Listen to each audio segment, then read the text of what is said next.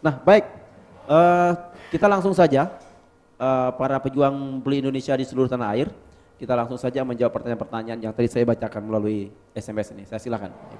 Iya, terima kasih kepada teman-teman yang sudah mengirimkan SMS-nya, pertanyaannya ya meskipun banyak ya, kita coba menggrab gitu benang merahnya dari pertanyaan itu. Yang pertama mengenai bagaimana sih perjuangan atau jihad ekonomi yang disarankan oleh Rasulullah. Ya. Jadi kalau kita berbicara tentang Rasulullah itu, maka disebut mengapa Rasul ini adalah contoh yang sempurna gitu. Karena memang Rasul ini bisa menjadi contoh bagi siapapun gitu. Apakah orang kaya atau orang miskin gitu. Artinya dalam banyak hal Rasul itu pernah mengalami dua-duanya gitu. Maka Rasul itu bisa dicontoh oleh siapapun. Kalau ada yang mengklaim bahwa Rasul mengajarkan kita itu untuk hidup sebagai pengusaha, Rasul juga pernah tidak sebagai pengusaha gitu. Artinya kita mesti proporsional dalam melihat itu. Rasul pernah menjadi rakyat, Rasul pernah menjadi anggota pasukan, Rasul pernah menjadi pemimpin, Rasul pernah menjadi pemimpin gitu. Rasul pernah beristri banyak, pernah juga beristri satu. Jadi sebetulnya di mana kita itu menempatkan diri kita gitu untuk mencontoh beliau. Nah, karena kita ini sebagai pengusaha, maka kita kalau kita berbicara tentang apa yang harus kita lakukan adalah mencontoh ketika Rasul berbicara ekonomi gitu. Rasul banyak sekali ya yang dicontohkan gitu. Tetapi satu hal yang selalu terngiang-ngiang di dalam diri saya dan itu menjadi sebuah gerakan kita semua adalah satu sabda beliau yang mengatakan ketika beliau itu melihat bagaimana pasar itu dikuasai oleh Yahudi gitu ya. Gitu beliau memerintahkan agar kita itu merebut pasar itu. Kalau kita tidak bisa merebut, maka buatlah pasar sendiri. Nah, ini sebetulnya adalah sebuah konstruksi besar dari perjuangan yang harus kita lakukan gitu. Kenapa? Karena membangun ekonomi itu tidak bisa dimulai dari industri gitu. Kita dalam membangun bisnis sering kita terjebak mulainya dari produk gitu. Padahal kita tahu bahwa produk itu tidak bisa mendikte customer, tetapi customer yang mendikte produk. Maka di Indonesia ini terpaksa orang itu membuat sepeda motornya itu buatan Indonesia, tetapi dikasih nama merek Cina gitu, merek Jepang gitu. Kenapa? Karena dia itu tidak meyakini bahwa ini akan dibeli oleh orang gitu. Makanya siapapun ketika kita baca tentang produk kita akan kesulitan di negeri kita sendiri. Nah, Rasul itu mengatakan rebut pasar. Nah, makanya kalau pasar itu yang kita kondisikan gitu, maka produk itu apapun produk itu bisa diterima oleh pasar gitu. Seperti kita tahu anak-anak kita hari ini sampai hari ini masih senang pakai merek-merek luar negeri ya. Itu kan nah ini yang harus dirubah gitu. Sesungguhnya kehormatan kita itu ya merek kita gitu. Kehormatan kita itu ya merek bangsa kita, milik bangsa kita. Nah, perjuangan merebut pasar ini menjadi sebuah panggilan bagi para pebisnis di Indonesia. Kalau pebisnis Indonesia itu produknya itu memang dicari oleh bangsa kita sendiri, oleh umat, maka apapun yang kita buat insya Allah akan menjadi kekuatan ekonomi kita. Ya, seperti di Cina ya. Ini kembali kepada perintah Rasul lagi, belajarlah sampai ke negeri Cina itu. Memang kita mesti belajar di sana. Gitu. Saya melihat di Cina itu ada orang jual handphone itu di pinggir-pinggir jalan itu, Bang. Di pinggir jalan gitu. Saya tanya kok kok ramai sekali gitu. Kenapa kok bisa begitu? Karena itu produk Cina katanya mereka. Produk Cina yang membuat itu industri rumah tangga. dan mereka itu seneng, bangga sekali gitu untuk memakai produk yang milik sendiri. Jadi ketika produk itu dibuat oleh ibu-ibu rumah tangga, dibelilah oleh mereka. Nah, apapun produk itu, gitu. Bahkan hari ini itu kalau dibilang produk Cina itu banyak itu di luar negeri, ya lebih banyak lagi itu di Cina, gitu. Kalau orang bilang Jepang itu produknya banyak diekspor, ternyata sebetulnya lebih banyak lagi di Jepang. Jepang itu kalau nggak salah 80% itu produk untuk konsumsi di dalam negeri, gitu.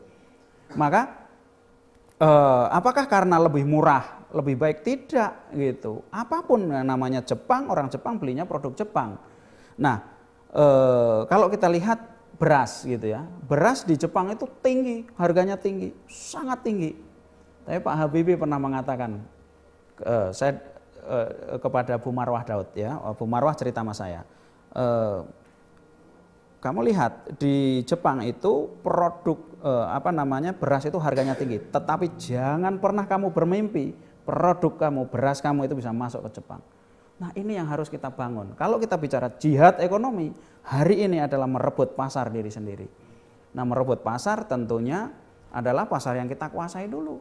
Rumah tangga kita, gitu, komunitas kita, gitu. Kalau bisa itu lebih luas lagi, insya Allah Indonesia akan kita kuasai. Nah, inilah panggilan jihad yang saya yakini, gitu. Ini itu adalah sesuai dengan apa yang disabdakan oleh Rasulullah SAW. Ya, itu barangkali yang kemudian yang lain-lain barangkali tentang utang ya. Tadi pertanyaan tentang utang, memang utang itu hubungannya sama dua, gitu, sama ilmu dan sama mentalitas, gitu. Biasanya yang nggak punya ilmu jatuh karena mentalitasnya juga buruk, gitu. Yang punya ilmu itu mengabaikan ilmunya karena mentalitasnya buruk, ya. Jadi sangat mudah berhutang dan sebagainya. Ini sebetulnya satu iceberg. Jadi utang itu hanya menjadi satu pertanda aja, gitu, dari apa yang kita sebut kecerdasan ekonomi, gitu. Ada apa yang disebut leadership, apa yang kita sebut spiritual, gitu. Apa ada hubungannya utang dengan spiritual? Wah, sangat ada, gitu. Bahkan Allah itu mengatakan, kalau nggak salah ini hadis juga ya, barang siapa masih berhutang, gitu, belum lunas, gitu, mati, maka digantung itu arwahnya itu. Ini artinya kan luar biasa sekali. Dan Rasul mengatakan bahwa kalau Anda berhutang itu banyak-banyaklah beristighfar, gitu, banyak-banyaklah. Rasul mengajarkan doa yang diajarkan luar biasa, itu salah satunya agar kita itu tidak tertindas oleh hutang. Artinya hubungan dengan spiritual itu luar biasa.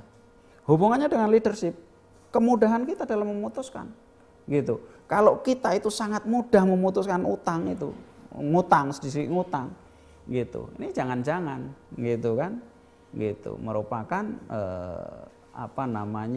kelemahan kita di dalam mentalitas kita. Yang ketiga hubungannya sama entrepreneurship, kecerdasan ekonomi, gitu. Orang terakhir Bang Aswandi masih ingat, ya, gitu, utang. Jadi utangnya lucu, Mbak. Jadi dia itu punya piutang itu nggak tertagih di mana-mana.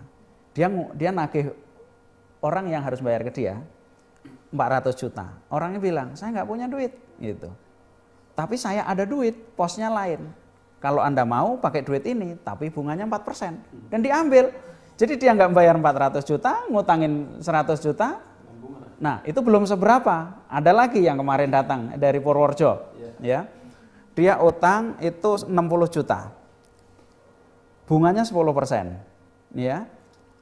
Bunganya 10%, kemudian dia naruh jaminan mobil. Nah, karena dia itu perlu mobilnya, kata yang punya utang, udah mobilnya kamu sewa saja 4,5 juta. Jadi dia membayar itu hampir 20%. Saya ingin tanya, apakah dia itu tidak bisa ngitung? Bisa, gitu. Apakah dia itu tidak bisa kalkulasi? Bisa, gitu. Tetapi itulah ketika runtuh tiga-tiganya, gitu, maka tiga-tiga ini menjadi cermin dari mentalitas, gitu. Mentalitas gampang, mentalitas nekat, mentalitas ignorance ya. Ignorance itu adalah ya udahlah nanti urusannya gitu. Ah nggak apa-apalah gitu, itu ignorance ya. Jadi sangat berkaitan dengan mentalitas. Nah, karakter, mentalitas, karakter ya, itu kalau satu orang, kalau banyak orang namanya budaya. Nah di Indonesia kelihatannya gitu ya, kelihatannya ini adalah sebuah budaya yang harus kita perangi gitu. Maka dalam keadaan sangat sulit, kenapa orang itu kok bisa berbondong-bondong ketika ada investasi? Dibilang investasi itu ketika sudah apa namanya? Ketika sudah terjadi ternyata triliunan rupiah gitu. Nah ini menurut saya sebuah budaya yang harus kita perangin. Ini tantangan dari kita semua. Untuk suami yang tidak mendukung, suami yang tidak mendukung. Ya banyak-banyak didoain, ya banyak-banyak kita redok. Jangan kita menggurui gitu kan, gitu. Jadi kata Allah begini, kalau suami nggak mendukung itu kan suami yang tidak redok namanya. Kalau ada seorang yang tidak redok kepada kalian dan kalian redok kepadanya, maka aku akan membuat dia menjadi lebih redok kepadamu. Nah ini mesti kita pegang karena ini yang berbicara yang adalah Allah Subhanahu Wa Taala. Ya. Baik, para pejuang Beli Indonesia seluruh tanah air, ternyata enak juga ya siaran kayak begini. Ya. Kita merasa terlibat dan merasa dekat. Denny Felani yang saya jarang kontak melalui SMS atau apapun, kok tiba-tiba wajahnya kelihatan. Padahal kan pengantin baru kan? Pengantin baru kemarin itu. Sayangnya karena jauh sekali kita nggak bisa hadir di sana, tetapi meskipun secara fisik tidak hadir, tetapi doa, untayan doa selalu sampai di sana juga. Nah kemudian sebenarnya kita ingin berlama-lama di sini, cuman kan waktu mungkin sekarang juga sudah banyak teman-teman yang sudah mulai buka puasa dan kita pun harus bersiap-siap buka puasa. Dan kita akan lanjutkan kembali. Ini pasti bukan, insya Allah bukan yang terakhir kan. Ini adalah sebuah langkah pertama yang akan membuat gerakan kita ini menjadi lebih masif dan lebih mewarnai Indonesia ke depan. Dan mungkin Allah menunjukkan jalan, mudah-mudahan ini jalannya kita untuk merubah Indonesia ke depan dan merubah dunia ya selamanya. Namun sebelum kita tutup, kita pasti tahu dengan salam kita khas Indonesia kita, khas IIBF dan khas Beli Indonesia. Untuk teman-teman yang ada di studio, saya mohon sambutlah dengan penuh gegap gempita, salam Beli Indonesia. Beli Indonesia. Bela Indonesia. Bela Indonesia. Bela Indonesia. Beli Indonesia. Bela Indonesia. Bela Indonesia. Bela Indonesia. Mudah-mudahan Allah meridhoi semua yang kita lakukan. Kepada Allah kita berserah diri. Mudah-mudahan kita selalu orang jadi beriman kepadanya, berjuang atas namanya, dan besok kita menghadapnya dengan bibir kita bergetar karena menyebut asmanya. Billahi taufiq hidayah. Assalamualaikum warahmatullahi wabarakatuh. Waalaikumsalam. Alhamdulillah.